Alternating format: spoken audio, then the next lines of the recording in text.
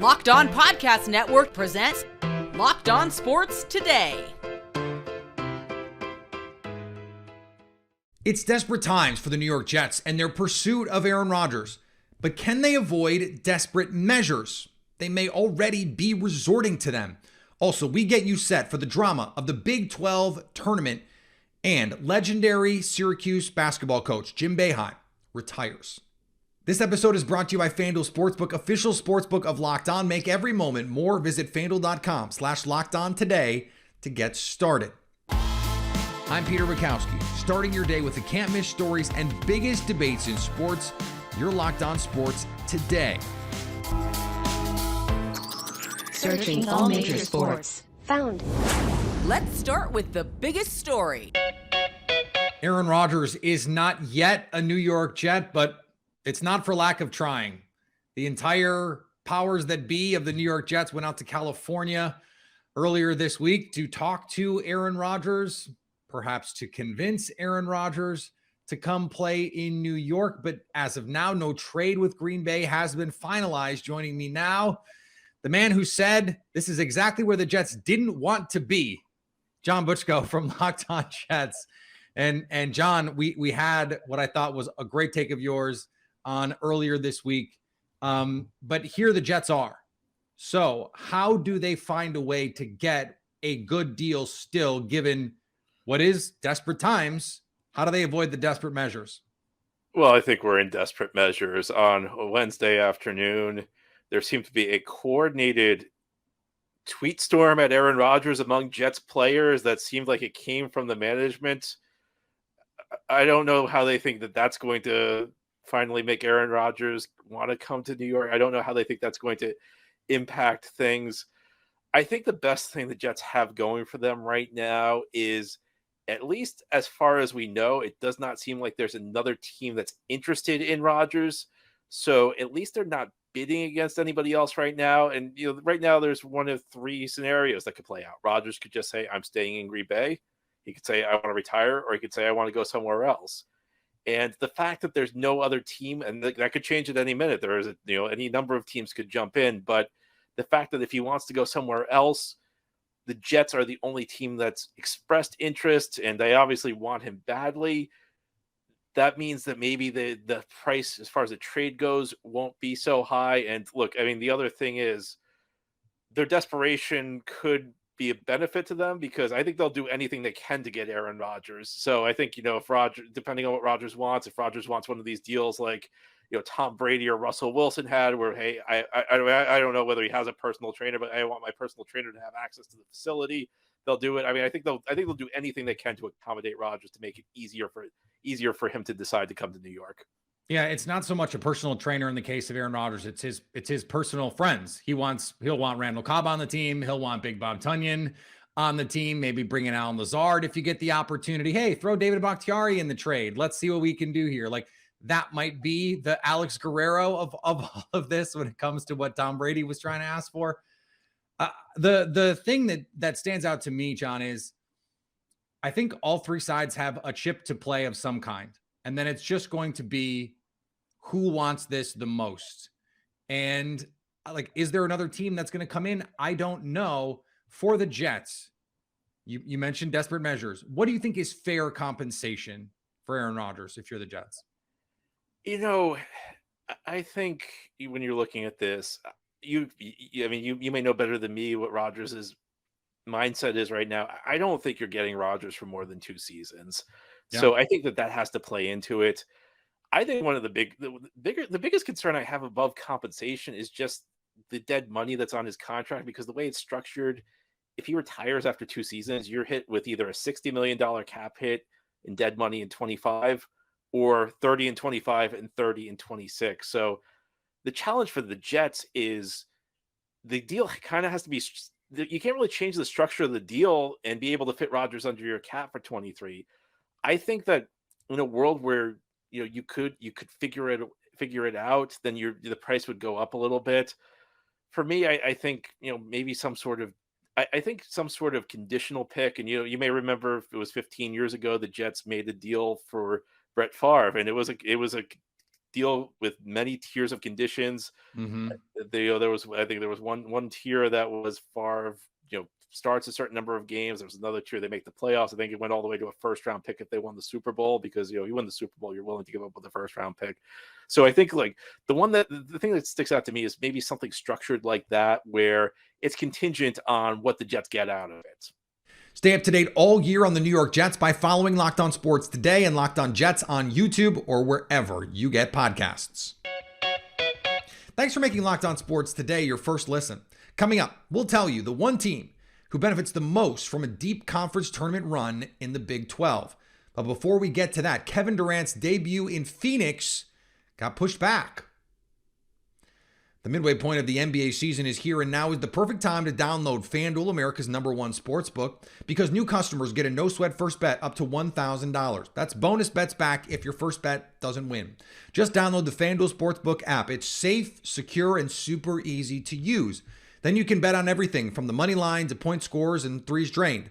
Or we can look at college basketball tonight. How about the odds on national championship for the men's NCAA tournament? FanDuel has Houston with the shortest odds, plus 550 to win it all, followed by Alabama plus 750, Kansas at 9-1, and Purdue at 10-1. You can also combine multiple prop bets in one game into a same game parlay for an even larger payout. So don't miss the chance to get your no sweat first bet up to $1,000 in bonus bets when you go to FanDuel.com/lockedon. That's FanDuel.com/lockedon to learn more. Make every moment more with FanDuel, official sports betting partner of the NBA.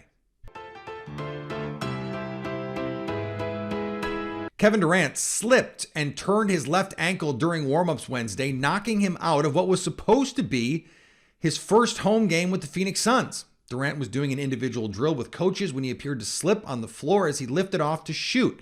He ended up on the floor but was able to get up and finish his pregame workout. After leaving the floor, the Suns announced he would be held out because of left ankle soreness. Durant was experiencing some swelling in his ankle after finishing his pregame workout. He recently returned after missing 6 weeks because of a right knee sprain. In his first 3 games with the Suns, he's averaging almost 27 points per game and shooting 69%. Pretty nice, I'd say. Ja Morant will not face any criminal charges for his Instagram Live video that appeared to show him waving a gun at a nightclub. This from the Glendale, Colorado Police Department. The Grizzlies followed that announcement by stating Morant will miss at least the next 4 games. In a news release, the police department said they conducted an investigation after being alerted to the video Morant posted. The alleged incident took place at a strip club called Shotgun Willie's early Saturday, hours after Memphis' loss to the Denver Nuggets. Police said there was not enough available evidence to charge anyone with a crime. The earliest Morant can return will be March 17th against the San Antonio Spurs. I'm sorry, Kristaps Porzingis scored how much? And the Wizards still lost to the Hawks? What's good, NBA fans? Unfortunately, the Washington Wizards lose a huge game to the Atlanta Hawks at home, 122-120. The Wizards finished the game with 20 turnovers, and it hurt down the stretch. Bradley Beal with a travel down the stretch. Bradley Beal with a missed, a tough layup attempt in transition, but Denny Avdija had the basketball in his hands and somehow lost the basketball. Kristaps Porzingis, unfortunately, the Wizards wasted a 43-point effort for Kristaps Porzingis. Kristaps Porzingis had a career night with 7 3-pointers, 7 for 10 from the three-point line, which is ridiculous. Ridiculous shooting. The solid 3 did show up tonight, 25 points from Kyle Kuzma, 24 points from Bradley Beal, Corey Kispert with 10 points, but questionable lineups by Wes Unseld Jr. to start out that fourth quarter. The Wizards had a 15-point lead. The Wizards lead the league in losing leads of 15 points or more. They have lost a lead of 15 points or more 7 times this year, and they lead the league in that. The Celtics cruised to a win at home over the TrailBlazers.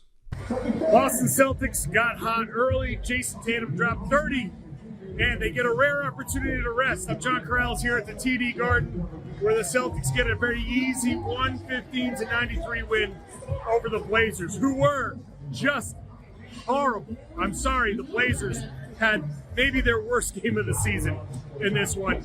And the Celtics jumped all over them early in the first quarter. In fact, the Celtics had good starts to each half, which set the tone here.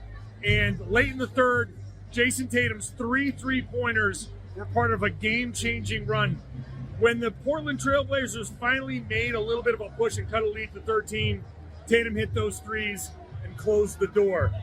The most important stat of the night here, Tatum plays 31 minutes. Jaylen Brown, who had played 92 minutes in the last 2 games combined, just 25. So very important rest for those guys as they head out on now a 6-game road trip. The Big 12 conference has been absolutely lights out in men's college basketball this season. 4 of the top 12 teams currently sit at the top of the Big 12 conference. The Iowa State Cyclones actually sit ahead of 22-ranked TCU right now heading into the Big 12 tournament. Joining me now from Locked On Big 12, Josh Neighbors. And Josh, we know that these conference tournaments can help get some of those teams lower on the rankings up, at least, if you go on a run, you punch your ticket. But who benefits the most? Is it a high seed, a low seed? Who in the Big 12 benefits the most from a run here in the tournament? Yeah, so I'd say the number one team, funny enough, while you and I are talking, Oklahoma State's about to tip off against Oklahoma. That's number one team because right now, if you check Jill Lenardi's, last 4 in, first 4 out, they are the last team. They're the first team out right now. So their win against Oklahoma could basically just punch a ticket. I think that's pretty safe to say. That's the team with the most to gain. I think it's really interesting, though, because Kansas doesn't have a lot to gain. Texas could get a 1 seed, but there are teams this year that have looked like Final Four caliber teams, and it's really hard to sort it out if it's, fact or fiction because the competition level is so good. So Baylor is the one team I'm looking at because their team is actually pretty similar to the team that won the 2021 championship. They've got 3 really good scoring guards. They've got rim running bigs. They can shoot. They can get out in transition. The question is their combo of guards, LJ Cryer, Adam Flagler, and Keontae George, as good as Maceo Teague, Jared Butler, and then Davion Mitchell all end up being NBA players. So I think that team's got the most to prove right now with this tournament, and they need a good stretch of play because if there's any team that's all right, can this team actually do it, win a championship? They're the one that kind of at times looks like yes, and at times it looks like a first-round exit. So I think it's up to them. Yeah, a couple of weeks ago, I had Isaac Shade on from Locked On College Basketball, and we talked about Kansas State and what they were able to do this season. And it seems like, Kansas State, when they've been good, they always sort of play the same kind of style. And this team sitting here at 12th, I don't know that they're getting the sort of national recognition that maybe their play deserves. They're 16-1 at home. It's crazy. There are 3 teams with 1 loss at home in the Big 12 right now, which is wild. Is this contender or pretender with Kansas State for you? It's so funny because it's generally speaking, I'd say pretender, but what does that mean after playing a Big 12 schedule, right? Like last year, I would have told you Iowa State was a pretender and they made it, Sweet 16, got knocked out by Miami, but I didn't think that team was very, that good. And it turns out they were tournament good. So it's tough to say. I will say this, they've got a really good guard in Marquise Noel. They have got an excellent forward/perimeter guy in Keontae Johnson, who folks might remember from Florida. Then obviously transferred out, had the really, the heart issue everybody remembered. He's a pro. I'll give you a comp. I've been saying this. Grant Williams from the Boston Celtics, played at Tennessee. Really good post player in college. Now shoots a ton of threes. Keontae is kind of a more refined version of what Grant Williams was. He is a 55% shooter from the floor. He's 40 plus from 3. Takes a healthy number of shots too. Just really good athlete. A matchup nightmare. The problem for them is though they're not that deep, and that's why they were picked to finish towards the back part of the league because of the lack of depth that they had. Now they had some guys step up across the season, but really, it is Noel and Johnson that are the 2 guys for them. But they do have a guy in Jerome Tang who was the national, or at least he was the Big 12 coach of the year, could be national coach of the year. So they've got a chance. It's a lot of these teams, it's dependent on every single conference, what's their draw. It really does matter for them because it matters what kind of guys in their team are going to guard 2 guys who are complete game breakers for Kansas State. Stay up to date all year on the Big 12 Conference by subscribing to Locked On Sports today and Locked On Big 12 on YouTube and wherever you get podcasts.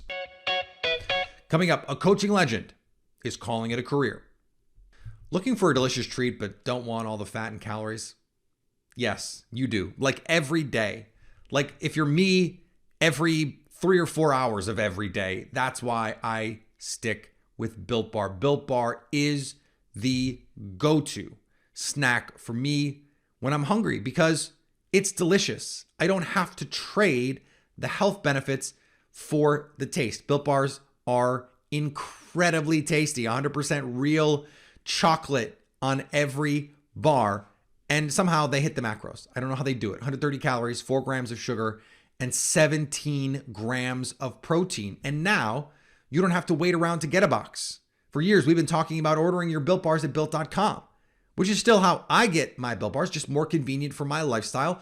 But if it's more convenient for you to go to Walmart or Sam's Club, they're there now too. When you're just going to the store to pick a couple things up or you're doing a big shopping run, now you can grab a 4-bar box of cookies and cream or coconut puffs, or at Sam's Club, you can grab a 13-bar box with our hit flavors like brownie batter. Ooh, brownie batter. That one slaps. You can thank me later. Jim Boeheim coached his final game for Syracuse on Wednesday. He retires as the second winningest coach in Division I men's basketball history. Owen Valentine from Locked On Cuse has more. Jim Boeheim is officially out as the head coach of Syracuse basketball. Hi, I'm Owen Valentine with the Locked On Syracuse podcast. That's right, Adrian Autry taking over the helm as the Syracuse basketball head coach, marking the end of a 47-year run with Jim Boeheim at the helm. You'd be hard-pressed to find anybody anywhere do something for a longer period of time. 47 years, a national championship, 5 Final Fours, 20 Sweet 16s. This has been an unbelievable career, and unfortunately, the last few seasons have been rough, and they have not ended maybe at the point where you wanted to see Boeheim go, but that is all right.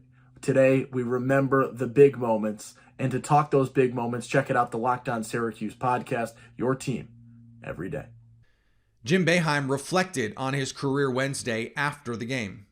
I've been very lucky to be able to coach my college team, to play and then be an assistant coach and then a head coach, and never having to leave Syracuse.